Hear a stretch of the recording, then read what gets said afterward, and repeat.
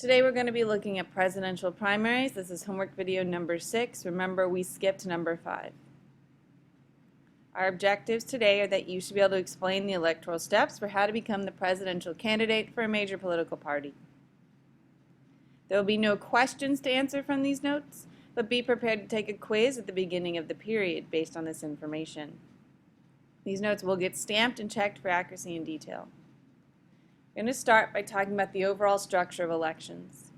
There are 3 types of American elections.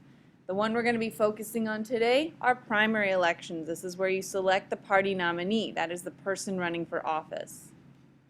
The second are to select the actual office holders. These are known as the general elections. That's what's happening today, the first Tuesday in November. These elections are where you actually vote for Republicans versus Democrats.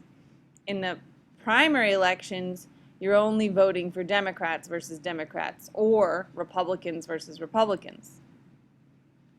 The third kind are states only, and this is where you select options on specific policies. Referendums and initiatives are both forms of direct democracy, and again, states only. Now, when it comes to these kinds of elections, there are actually differences between how we elect people for Congress versus how we elect the president. Congress is known as direct, which means the vote goes directly to the candidate. When you vote for Eleanor Holmes Norton, your vote is going to Eleanor Holmes Norton. The president, though, that's not how it works. It's indirect. So your vote actually goes to a delegate who then goes and votes for you for that person. So for example, if you voted for Obama in the primary election, you were actually voting on 8 people who would go to a national convention that was held in North Carolina, and they cast the official vote for Obama in that convention, as we'll talk about. And when it's the general election, our votes go to electors who actually then cast the official votes for president. So we don't actually get to vote on the president. We vote on people who then vote on the president. That's indirect. Very important, always on the test. Now, what we're going to look at a little bit is strategy, or kind of how these work. We're really going to focus on primaries, and we'll do the general elections on a different day. So, how to become the president. Step 1, you got to win the primary election. This means you have to win delegates state by state over 6 months. We'll look at this more in detail on Wednesday. This then culminates in the national convention, where they have the official vote for who will run for president. Step 2, once you've won the national convention, you have to go on to win the general election. This means you win electors on Tuesday in early November. And again, this will also get its own day, probably Friday. Now, primary elections. These are run by political parties. They are not run by the government. The parties run their own primary elections, which means they make their own rules. They run them in each individual state.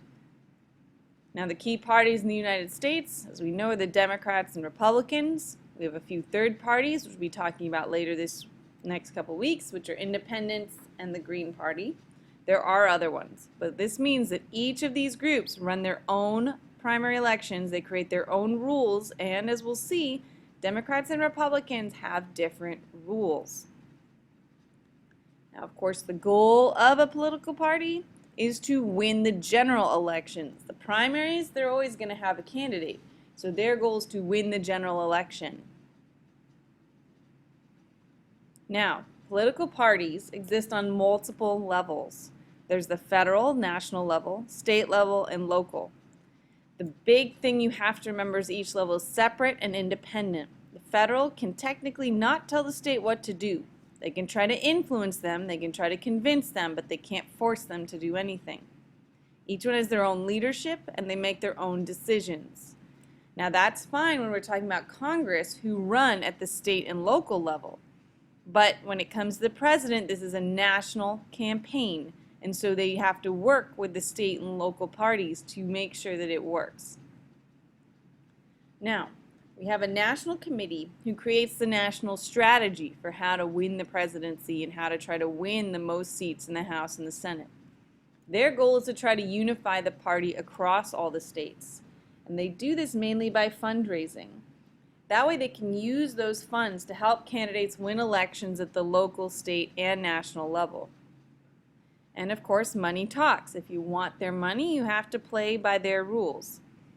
So by spending money through advertising and volunteers and paid workers to help on campaigns, that's how they try to convince the state and local governments to get in line and do what they want. Now, as I said, the federal national does not tell the state what to do, but they communicate mostly through money. Money talks. Now, there's several types of primary elections, and it's up to each state how they want to run those. So the state parties pick. You could have a closed primary where only registered party members can vote. This is what we have in DC. If you're not a registered Democrat, then you can't vote in the Democratic primary. Open, where any voter can vote and the primary of their choice. So you would go in, you'd say, I want the Republican ballot, please. Or you could walk in and say, I want the Democratic ballot, please. But you only get to pick one. A blanket, you have one huge ballot where all the parties are listed, and you can pick the Democratic candidate, the Republican candidate, the Independent, the Green, the Socialist. You get to pick them all. And a runoff, a second primary if nobody wins the first. These are rare, but they can happen. Now the big question is, how has the shift to primaries changed American politics? And the AP exam loves this question. The thing here is that voters tend to vote on policy rather than who can win the general election. It used to be that political parties just picked the candidate they thought had the best chance of winning. But now that the people vote instead, and we get to vote on who we want to run for election, it means we're not necessarily thinking about who can win, we're thinking about who we like.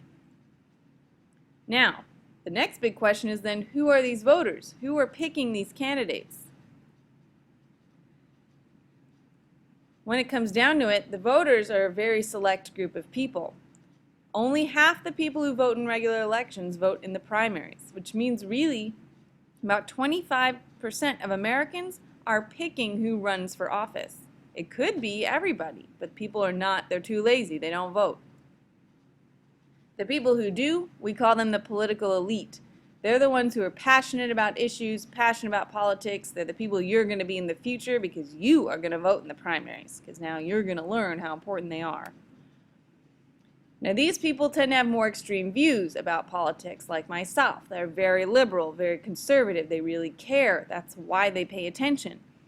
What that means is they're going to pick people who have more strong partisan views, who are very Democratic or very Republican, who don't want to compromise. And that's a big deal.